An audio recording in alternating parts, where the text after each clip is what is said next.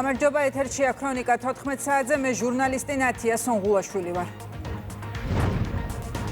საქართველოს რკინიგზის ფინანსური შედეგები გამოქვეყნდა წლიური ანგარიში. რაგბის 20 წლამდელთა მსოფლიო ჩემპიონატისთვის მოსამზადებელი სამუშაო სრულდება.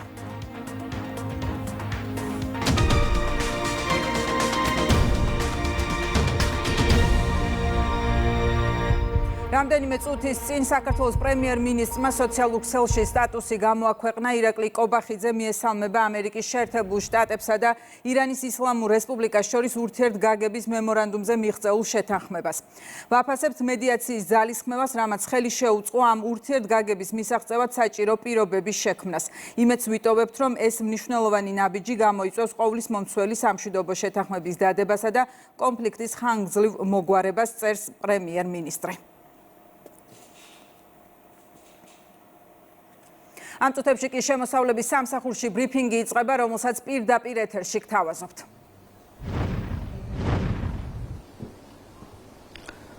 მოგესალმებით.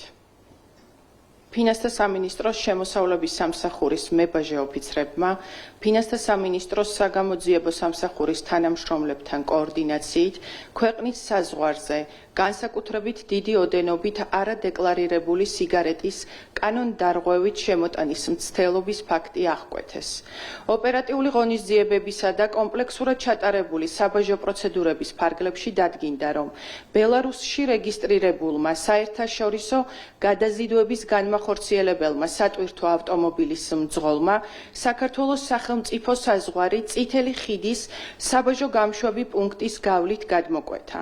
სატრანსპორტო დოკუმენტაციისა და საქონლის თანმხლების სხვა საბუთების თანახმად სატვირთო ავტომობილი დატვირთული იყო 290 ცალი ლითონის კარით და საქონლის საბოლოო დანიშნულების ქვეყანას ჩეხეთის რესპუბლიკა წარმოადგენდა. რისკის კრიტერიუმების შეფასებისა და ანალიზის შედეგად მოხდა აღნიშნული სატვირთო ავტომობილის შეჩერება და ავტოსატრანსპორტო საშუალებას განესაზღვრა საბაჟო კონტროლის ზონაში განთავსება შემდგომი დეტალური დათვალიერების მიზნით. უფლებამოსილი პირის მიერ ერთ-ერთი კარის შიგთავსის გახსნის შედეგად აღმოჩენილ იქნა მალულად განთავსებული 1496 კოლოფი არადეკლარირებული უაქციზო სიგარეტი. მთლიანად ტვირთის დათვალიერებისას საერთო ჯამში გამოვლინდა 433,840 კოლოფის სხვადასხვა დასახელების ფილტრიანი სიგარეტი, კერძოდ მენთოლ ქვინი, ასევე NZ და მინსკი. აქციზური მარკით სავალდებულო ნიშანდებას დაქვემდებარებული სიგარეტის საერთო საბაზრო ღირებულებამ 2,429,504 ლარი შეადგინა. საქმის მასალების შემდგომი რეაგირების მიზნით ფინანსთა სამინისტროს საგამოძიებო სამსახურს გადაეგზავნა. სურს ვისარგებლო შემთხვევით და მადლობა გადაუხადო ფინანსთა სამინისტროს საგამოძიებო სამსახურს მჭიდრო თანამშრომლობისთვის. შემოსავლების სამსახური მომავალშიც აქტიურად გააგრძელებს ქვეყნის ეკონომიკური საზღვრის დაცვას და უკომპრომისო ბრძოლას დანაშაულის წინააღმდეგ. მადლობა ყურადღებისთვის. უსმენდით ია ახალაია შემოსავლების სამსახურის უფროსის მოადგილეს. თბილისის მერი ახალგაზრდულ ოლიმპიურ ფესტივალში გამარჯვებულებს ხვდება, პირდაპირ ეთერში ვრთავთ ღონისძიებას.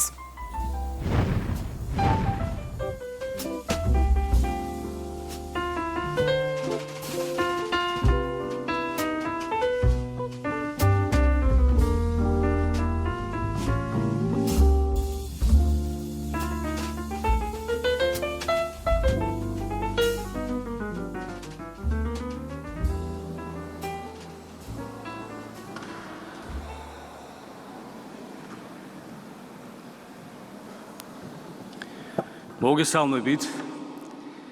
მრავალფუნქციური საზოგადოებრივი ცენტრიდან და თემატურია, რომ ვისაუბრებთ სპორტზე.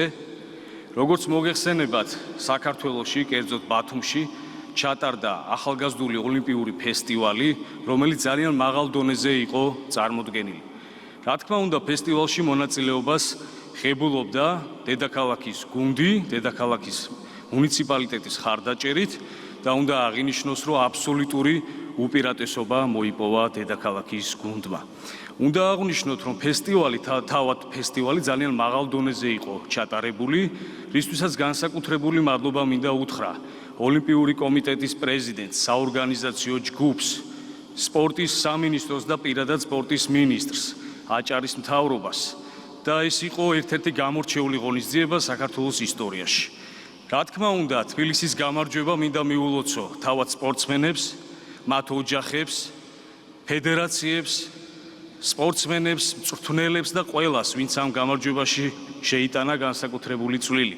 და რა თქმა უნდა, განსაკუთრებულად მინდა მიულოცო დედაქალაქის მერს, რადგან დედაქალაქის მერი გახლავთ ადამიანი, რომელიც განსაკუთრებულად უჭერს მხარს სპორტის განვითარებას, სპორტის ხელშეწყობაში დიდი წვლილი აქვს შეტანილი.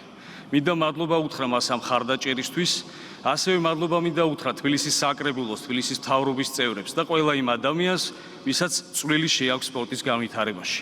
ეხლა კი მინდა სიტყვით ვთხოვო ოლიმპიური კომიტეტის პრეზიდენტს ბატონ ლერი ხაბელუს.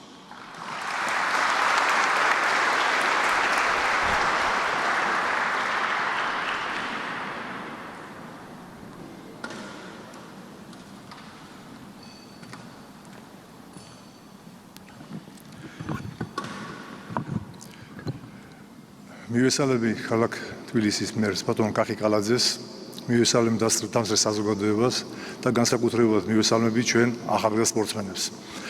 ნამდვილად ახალგაზრდული ოლიმპიური ფესტივალი ძალიან მაღალ დონეზე ჩაიარა და სწორედ რომ ეს აუცილებელი იყო ჩვენი ახალგაზრდებისთვის, ალბათ ვინც ესწრებოდა თვალყურს ადევნებდა, ნახეთ და თვითონ გახსნის ცერემონია ჩატარდა ძალიან მაღალ დონეზე, რომ იყვნენ ოლიმპიურ თამაშებს არ ჩამოუვარდებოდა.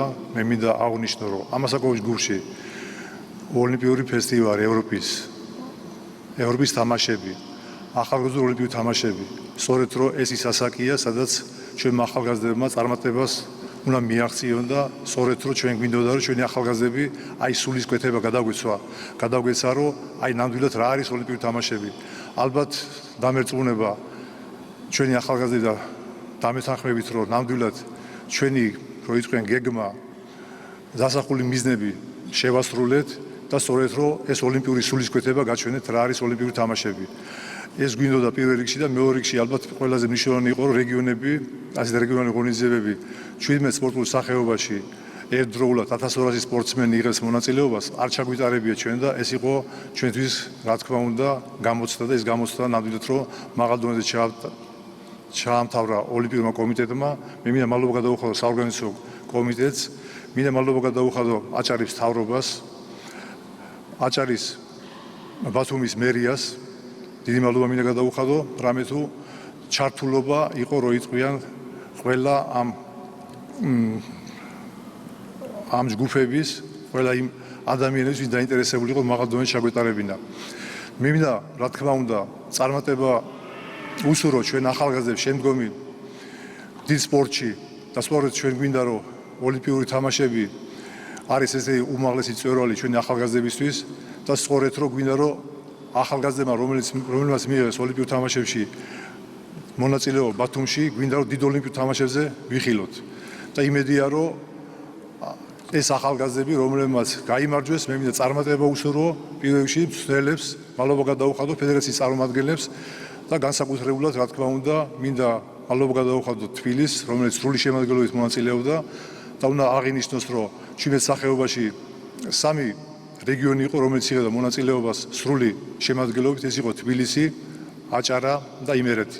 სწორედ ამათ შორის იყო რო იყვნენ ბრძოლა ვინ მოიპოვებდა პირველ ადგილს და მე მინდა მადლობა გადაუხადო თბილისის მერს და ვთხოვო რომ ამობრძანდეს სცენაზე რომ დავაჯილდოთ ჩვენი თასით.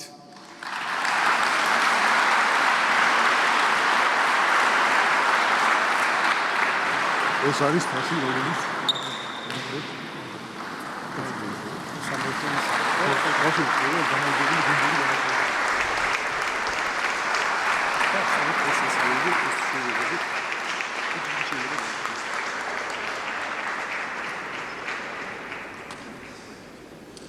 მოგესალმებით, ქალბატონებო და ბატონებო, ძვირფასო სტუმრებო, მივესალმებით თბილისის საკრებულოს წევრებს, მთავრობის წევრებს, დამსწრე საზოგადოებას, ბატონ ლერი, კიდევ ერთხელ მოგესალმებით და მადლობას მოგახსენებთ. მობრძანებისთვის, მადლობას მოგახსენებთ ამ მნიშვნელოვანი ღონისძიების ჩატარებისთვის. მართლაც ძალიან სასიამოვნოა, რომ ამდენი ახალგაზრდა იღებს მონაწილეობას სპორტულ სხვადასხვა შეჯიბრებებში.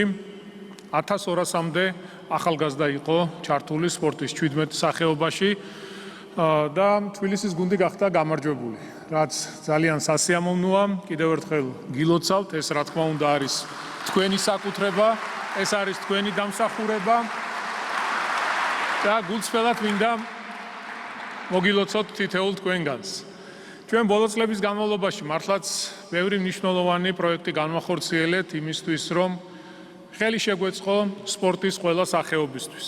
ეს იქნებოდა ინფრასტრუქტურის შექმნა და დღეს იმყოფებით სამგორის მრავალფუნქციურ საზოგადოებრივ ცენტრში და ეს პროექტიც არის ერთ-ერთი მაგალითი იმისა, რომ სახელმწიფო როგორც ზრუნავს ახალგაზრდებზე და მომავალ თაობაზე.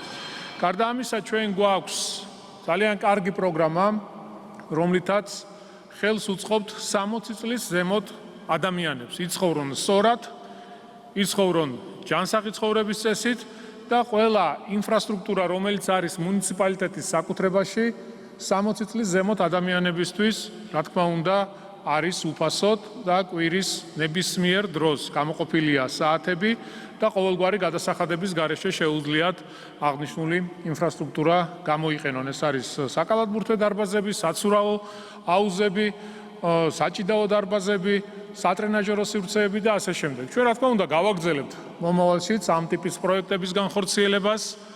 მე მიხარია, რომ ბევრი ახალგაზრდა არის ჩართული სპორტის მიმართულებით. ბევრი თქვენგანი ფიქრობს პროფესიონალურ სპორტზე და მინდა ამ ყველაფერში წარმატებები გისურვოთ. რა თქმა უნდა, მარტივი არ არის პროფესიონალი სპორტსმენის გზა, სირთულეები ბევრი იქნება, თუმცა მინდა გითხრათ, რომ არ უნდა შეუშინდეთ სირთულეებს. მე თავად სპორტსმენი ვიყავი და ვიცი თუ როგორია სპორტსმენის გზა. სპორტსმენის გზა, რომელიც სავსეა გამოწვევებით, სირთულეებით, თუმცა ყველა გადალახული სირთულის დროს უფრო ძლიერდებით და ასეა აბსოლუტურად ყველა მიმართულებით. ამიტომ არ შეუშინდეთ ამ სირთულეებს, პირიქით, უფრო მეტი ენთუზიაზმით, ენერგიით, შრომის მოყვარეობით და რაც მთავარია დისციპლინით. თქვენ შეძლებთ მიაღწიოთ თქვენი მიზნები, რაც ჩაფიქრებული გაქვთ და ამ გზაზე მინდა წარმატებები გისურვოთ თითოეულ თქვენგანს. ძალიან დიდი მადლობა და გილოცავთ კიდევ ერთხელ ამ მნიშვნელოვან გამარჯვებას.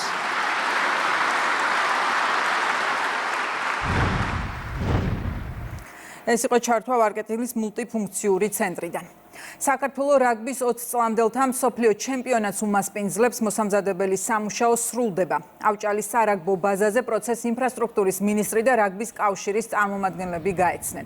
მსოფლიო ჩემპიონატისთვის ინფრასტრუქტურის სამინისტრო რაგბის 3 სპორტული კომპლექსის რეაბილიტაციას ახორციელებს, რაც ჯამში 5 სათამაშო მოედანს მოიცავს. 18 რაგბის ტექნიკური ცენტრიდან კი 12-ზე მშენებლობა უკვე მიმდინარეობს. ინფრასტრუქტურის სამინისტრომ რაგბის ფედერაციასთან ერთად უმოკლეს ვადაში განახორციელა 5 სტადიონის რეაბილიტაცია. ეს არის ავჭალის, შევარდენის და აიას ბაზებზე. ავჭალის სტადიონზე მთლიანად შეიცვალა მოედანი, განახლდა მოედანი, ასევე მიმდინარეობს ტრიბუნების კეთილმოწყობა. შიდა ინფრასტრუქტურას მთლიანად რეაბილიტირდება. დღეს ეს სტადიონი უკვე მზად არის, რომ ნებისმიერი დონის ღონისძიებას უმასპინძლოს. იმ ხარისხის მოედნები გვაქვს უკვე დღევანდელი დღის მოცემულობით, რომელიც აქამდე არ ქონია. ვფიქრობ, რომ ჩვენი ქვეყანა და ქართული რაგბი ამ ტურნირს მოემსახურება იმ ხარისხში, რომელიც ჩვენ გვეკუთვნის. სარეაბილიტაციო სამუშაოები ფაქტობრივად უკვე ბოლოში არის, მიდის ბოლოდე ხარვეზების აღმოფხვა. გარდა ამ კომპლექსის პარალელურად მიმდინარეობს სარეაბილიტაციო სამუშაოები ქუთაისის აიას სარაგბო კომპლექსზე და ანალოგიურად ქუთაისის სარაგბო კომპლექსის გზად იქნება უმასპინძლოს რაგბის 20 წლამდელთა მსოფლიო ჩემპიონატს. გაფართოების საკითხებში ევროკომისარი მარტა კოსი ირწმუნება, რომ უკრაინამ და მოლდოვამ ვალდებულებების შეასრულა, შესაბამისად მათთვის მოლაპარაკების პირველი კლასტერი გაიხსნება. ესტონეთის საგარეო საქმეთა მინისტრმა კი ლუქსემბურგში საქართველოს მიმართ ზეწოლის შესახებ ილაპარაკა და კვლავ სანქციებით იმუქრება. ბრიუსელის ორმაგ სტანდარტსა და შანტაჟის მცდელობაზე საუბრობენ თბილისში. მართველი გუნდის შეფასებით საქმე გვაქვს პოლიტიკურ პროცესთან, რადგან კანდიდატ ქვეყნებს შორის ლიდერი საქართველოა. პირველ რიგში ჩვენ პირველ მნიშვნელოვან ნაბიჯს გადავდგამთ უკრაინისა და მოლდოვასთვის მას შემდეგ, რაც მათ 2023 წელს კანდიდატის სტატუსი მიიღეს. საბოლოოდ ორივე ქვეყნისთვის პირველი კლასტერის გახსნას შევძლებთ. რატომ? იმიტომ რომ მათ შეასრულეს თავიანთი ვალდებულებები და ნამდვილად დადგა დრო, რომ ეს გავაკეთოთ. ჩემი გზავნილი ქართული ხალხის მიმართ, ვისაც ნამდვილად სურს ევროპული გეზი, იმედი არ დაკარგოთ და შესაბამისად მოიქეცით. განვიხილავთ სანქციებს საქართველოს ასევე ზოგიერთი ადამიანის წინააღმდეგ. ესტონეთმა წარადგინა საკმაოდ გრძელი სია ეროვნულ დონეზე მიღებულ სანქციებში. იმედი გვაქვს საბოლოოდ ეს ზეწოლა იმუშავებს. ჩვენ ხედავთ, რომ საქართველოს მიმართ მოლაპარაკებები ნაწილი არ იხსნება და პირიქით კომუნიკაცია არის შეჩერებული და თუ ჰერჩინსკის დაუჯერებთ, ეს ყველაფერი მოხდა 2024 წლის ზაფხულიდან. რაც მიმართულია თავის მხრივ საქართველოს კიდევ ერთი შანტაჟის მიზნით და ზეწოლის განსახორციელებლად ერთი მხრივ, ხოლო მეორე მხრივ ამ კლასტერის მოლაპარაკების კლასტერის გახსნა თავისი შედეგების მომტანი ნაკლებად იქნება, იმიტომ რომ თვითონ ევროკავშირის წევრი ქვეყნების არაერთ ლიდერს, მათ შორის არარჩეულ ბიუროკრატიას არაერთხელ უთქვამს, რომ 2030 წლისთვისაც კი ვერ იქნება ვერც მოლდოვა და ვერც უკრაინა ევროკავშირის წევრი. შესაბამისად ეს მოლაპარაკებები უფრო პოლიტიკური ხასიათის შინაარსის არის, ვიდრე რაიმე შედეგის მომცემი. მეორე მხრივ, საქართველოს მიმართ ეს ყველაფერი გამოყენებული იქნება კიდევ ერთხელ შანტაჟისთვის და კოლექტიური ნაცმოძრაობის რამდენიმე მედიისთვის. საუბარი ზედმეტია იმაზე, თუ საქართველოსთან მიმართებით რამდენად უსამართლოა მოლაპარაკებების პროცესის შეჩერება საქართველოზე, რომელიც მათივე ანგარიშებში, რეპორტებში და დოკუმენტებში საუკეთესო შეფასებებს იმსახურებს, თუ ფაქტებზე დაყრდნობით საუბრობენ, მაგრამ ამ დრომდე ჩვენ ვხედავთ კრიტიკას მხოლოდ პოლიტიკური შეფასებების დონეზე. თუმცა, როდესაც უსამართლობაზე ვსაუბრობთ, არ შეიძლება დავიწყოთ, რომ მაგალითად უკრაინასაც და მოლდოვასაც, რომელსაც დღეს მოლაპარაკებების პირველი ბლოკი გაუხსნეს იმ 6 მნიშვნელოვანი ბლოკიდან, რომელიც მთლიანად უნდა გაიარონ. 2024 წლიდან მიულოცეს მოლაპარაკებების პროცესის გახსნა და მხოლოდ ახლა გაიხსნა პირველი ბლოკი. საქართველო აგრძელებს ევროკავშირის სტანდარტების შესაბამისად რეფორმების ჩატარებას და მე დარწმუნებული ვარ, რომ ყველა სხვა ქვეყანასთან შედარებით იმ მომენტში, როდესაც ევროკავშირის კარები გაიხსნება და თუ ეს უახლოეს მომავალში იქნება, რა თქმა უნდა, ძალიან კარგი, საქართველო იქნება ყველა სხვა კანდიდატ ქვეყანაზე უფრო მეტად მზად. ეს არის უფრო პოლიტიკური ერთგვარი მანევრები, ვიდრე რეალური მოლაპარაკებების, ასე ვთქვათ, დაწყება. იმიტომ იქ რაზეც არის საუბარი, ეს არის დონე, რომელიც უნდა დაკმაყოფილებული იყოს ქვეყნის მიერ, როდესაც ის განაცხადისთვის ემზადება ევროკავშირის წევრობასთან დაკავშირებით. საქართველოსთან მიმართებაში ისინი ჯერჯერობით ვერ ახერხებენ თავიანთი მხოლოდ და მხოლოდ შიშველი პოლიტიკიდან გამომდინარე პოზიციის კორექტირებას და შეცვლას. თუ მოახერხებენ ამას, რა თქმა უნდა, ლიდერი ვინ არის აი ამ მათ შორის ბალკანეთის ქვეყნებთან მიმართებაშიც მათ ყველაზე კარგად იციან. ფრაქცია ქართული ოცნების თავმჯდომარის მოადგილის შეფასებით დაწყებულია გმირი პოლიციელების გაშავების კამპანია. ლევან მაჭავარიანი ოპონენტების განცხადებას ეხმიანება. მისი თქმით, ცალკეულ ძალადობრივ შემთხვევებს ოპოზიცია მთლიანად პოლიციაზე შეტევისთვის იყენებს. რადიკალური ოპოზიციისთვის ქართული პოლიცია არის მიუღებელი იქიდან გამომდინარე, რომ ისინი ემსახურებიან საქართველოს და მათ ჩაუშალეს რევოლუციის რამდენიმე მცდელობა და ქვეყანას აარიდეს ძალიან დიდი საფრთხე. ისინი ცდილობენ, რომ რამდენიმე შემთხვევა, რომელიც ჩვენ ნახეთ, რომელიც ნამდვილად მძიმე შემთხვევა იყო და სადაც აბსოლუტურად ყველგან მოხდა სამართლებრივი რეაგირება, განაზოგადონ მთლიანად პოლიციაზე. ეს არის რა თქმა უნდა ყოველად მიუღებელი იქიდან გამომდინარე, რომ ათობით პოლიციელის ამორალური საქციელი ვერ გავრცელდება 45,000-მდე პოლიციელზე და შესაბამისად ეს არის ყოველად ამაზრზენი კამპანია, რასაც ისინი ეწევიან. იმდანაც თაღლითურად ჩამოაყალიბეს ეს კამპანია პოლიციის საწინააღმდეგოდ, რომ სხვა არაფერი არ იკითხება ამაში. თავარია შეტევა პოლიციას. და არა მარტო იმიტომ, რომ რევოლუცია აარიდეს სახელმწიფოს. არამედ იმიტომ, რომ სახელმწიფო დგას გარკვეულ პრინციპებზე, ეს არ არის საპოლიციო სახელმწიფო და მთავრობის წარმოჩენა უნდა ისე, რომ თითქოს ძალადობაა სისტემური. აქედან გამომდინარეა პოლიციაზე შეტევა. ამას როგორც გვთავაზობენ, თაღლითური სქემაა პირდაპირ, თორე არაფერში არ ინაღულებათ არც ის გალახული და არც მეორე გალახული, რომელზეც სახელმწიფომ დროული და სწრაფი რეაგირება გააკეთა. უკანასკნელი წლების განმავლობაში საქართველოს სამართალდამცავ სისტემას ჰქონდა საკვანძო როლი საქართველოს სახელმწიფოებრიობის გამტკიცებაში, სუვერენიტეტის გამტკიცებაში და სახელმწიფოებრიობის დაცვის საქმეში, რაც ბრჭყალებში რომ ვთქვათ, დაუფასა რადიკალურმა ოპოზიციამ და შესაბამისად სწორედ ამიტომ მიზანმიმართულად ებრძვიან საქართველოს სამართალდამცავ სისტემას. ეს არის მხოლოდ და მხოლოდ ერთეული შემთხვევები, რაზეც ქართულ სამართალდამცავ სისტემას აქვს ძალიან ადეკვატური და თანაზომიერი და მყისიერი, რაც ყველაზე მნიშვნელოვანია, პასუხი. კიდევ ერთხელ ხაზგასმით შეგვიძლია ვთქვათ, რომ ამჯერადაც ქართული სამართალდამცავი სისტემა არის მოწოდების სიმაღლეზე. 4 ოქტომბრის საქმეზე სასამართლო გაიმართა პროცესზე ბრალდებულებმა საბოლოო სიტყვა თქვეს. ზურაბ ჭავჭანიძე დღევანდელ სხდომას არ ესწრებოდა, მისი ადვოკატის თქმით, მას საპროცესო შეთანხმების გაფორმება სურს და თავად დააფიქსირებს ამის შესახებ პოზიციას. ხელისუფლების დამხობის მცდელობის საქმეზე ერთ-ერთმა ბრალდებულმა კი არჩევნების გაყალბებაზე ილაპარაკა. საპროცესო შეთანხმების პირობები გავაცანით, მას არ ქონდა გამოხატული პოზიცია და თავად უნდა დაეფიქსირებინა დღეს სასამართლოზე, თუმცა როგორც მოგეხსენებათ, ზურაბ ჭავჭანიძე არ იქნა მოწვეული სასამართლოს სხდომაზე. თითოეულ ბრალდებულთან მიმართებით სწორედ ვიდეო ჩანაწერებია წარდგენილი, თუმცა რამდენიმე ბრალდებულის საბოლოო სიტყვაში აღინიშნა, რომ სათანადოდ ამ შემთხვევაში კამერები სრულად არ იყო ამოღებული, რამდენიმე ათეულობით ტერაბაიტი ვიდეო მასალა არის ამოღებული და განვითარებული მოვლენების 360 გრადუსით არის აღწერილი და სასამართლო პროცესზე წარდგენილი. თუ კი რაიმე დანაკლისი ქონდა რომელიმე ბრალდებულს დაცვის მხარეს შეეძლო ჩაეტარებინა ნებისმიერი საგამოძიებო მოქმედება, თუმცა მოცემულ შემთხვევაში დაცვის მხარის მიერ არც ერთი საგამოძიებო მოქმედება არ ჩატარებულა. საპროცესო შეთანხმებასთან დაკავშირებით ბრალდების მხარის პოზიცია არის უცვლელი. მოგეხსენებათ, რომ ბრალდებულები თუ მომართავენ ბრალდების მხარეს, მომართვის შემთხვევაში ინდივიდუალურად ხდება საპროცესო შეთანხმების განხილვა. გასულ წელს რკინიგზის მოგებამ თითქმის 153 მილიონი შეადგინა. ეს შედეგი რკინიგზამ საოპერაციო საქმიანობის გაუმჯობესებისა და ფინანსური ხარჯის შემცირებით მიაღწია. ტენდენცია წელსაც გაგრძელდება. ბოლო 5 თვეში კომპანიის თვითმბრუნის მოცულობა წინა წლის ანალოგიურ პერიოდთან შედარებით 8%-ით არის მომატებული. საქართველოს რკინიგზა ქვეყანაში ლოგისტიკური ბაზრის ერთ-ერთი მსხვილი მოთამაშეა. კომპანიის ლოგისტიკური ბიზნესის მომგებიანობის მარჟამ 2026 წლის 5 თვეში 62% შეადგინა.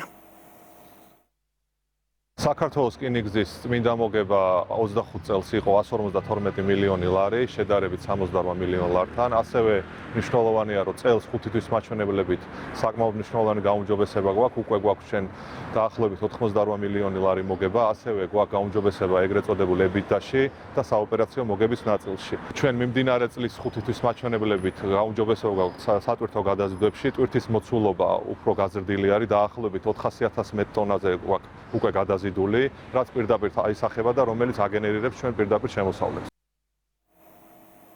ეკონომიკისა და მდგრადი განვითარების მინისტრი ჩინეთის ელჩს შეხვდა, მათ ორ ქვეყანას შორის სავაჭრო ეკონომიკური ურთიერთობების საკითხები განიხილეს. მინისტრმა ხაზი გაუსვა სავაჭრო ბრუნვის მზარდ დინამიკას და აღნიშნა, რომ ჩინეთი საქართველოს ერთ-ერთი უმსხვილესი სავაჭრო პარტნიორია. ასევე ყურადღება გამახვილდა შუა დერეფნის მნიშვნელობაზე. ისაუბრეს ეკონომიკის მინისტრის მიერ ჩინეთში განხორციელებულ ვიზიტზე, მიღწეულ პროგრესსა და სამომავლო პერსპექტივებზე. ამ მხრივ აქცენტი გაკეთდა ჩინეთსა და საქართველოს შორის ყოვლისმომცველი სტრატეგიული პარტნიორობის შეთანხმებაზე. როგორც აღინიშნა, შეთანხმების გაფორმება ორივე ქვეყნისთვის ახალ სტიმულს მისცემს ეკონომიკური კავშირების გაღრმავების პროცესს.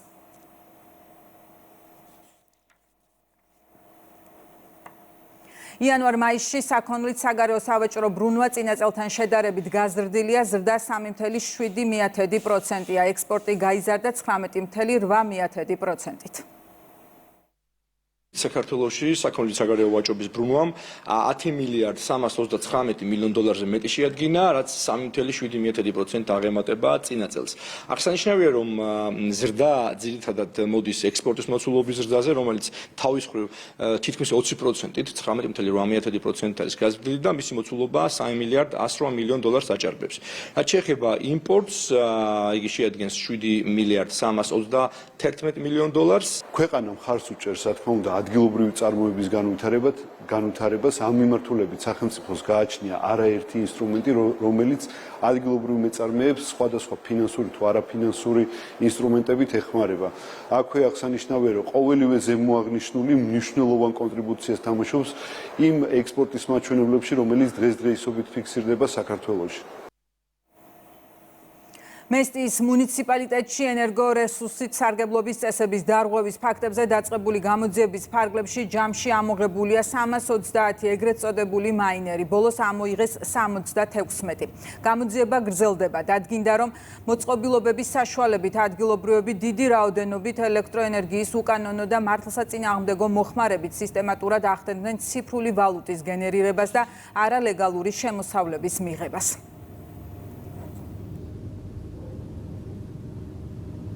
შინაგან საქმეთა სამინისტრომ 330 ეგრეთ წოდებული მაინერი ამოიღო. ჩვენი მიზანი არის მაქსიმალურად ამოღებული იქნეს ყველა მაინერი, შესაბამისად შემცირებული იქნეს ელექტროენერგიის მოხმარება, რომელიც 133 მილიონ კილოვატ-საათს აჭარბებდა, რაც ასეთი ზომის მუნიციპალიტეტისთვის, მესტიის მუნიციპალიტეტს გულისხმობს, არარეალურია, ეს უნდა იყოს მაქსიმუმ 7-10 მილიონი კილოვატ-საათი. ჩვენ მაქსიმალურად მოუწოდებთ მოსახლეობას ეთანამშრომლონ შინაგან საქმეთა სამინისტროს, რათა გამოვლენილი იქნეს ელექტროენერგიის სარგებლობის უკანონო ფაქტები. რეგიონული განვითარების მინისტრის პირველი მოადგილე ლევან ზაუტაშვილი იმერეთის სახელმწიფო რწმუნებულთან ერთად იმერეთში მიმდინარე ინფრასტრუქტურულ პროექტებს გაიცნო. მათ მიმდინარე ოღასყურას კალაპოტის სარეაბილიტაციო სამუშაო დაათვალიერეს.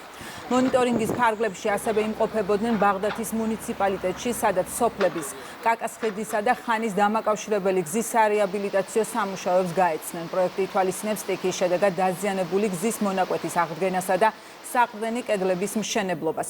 ხელისუფლების წარმომადგენლებმა დეტალური ინფორმაცია მიიღეს ზესტაფონის მუნიციპალიტეტში მდინარე აჯამურაზე მდებარე ხიდის სარეაბილიტაციო სამუშაოებზეც.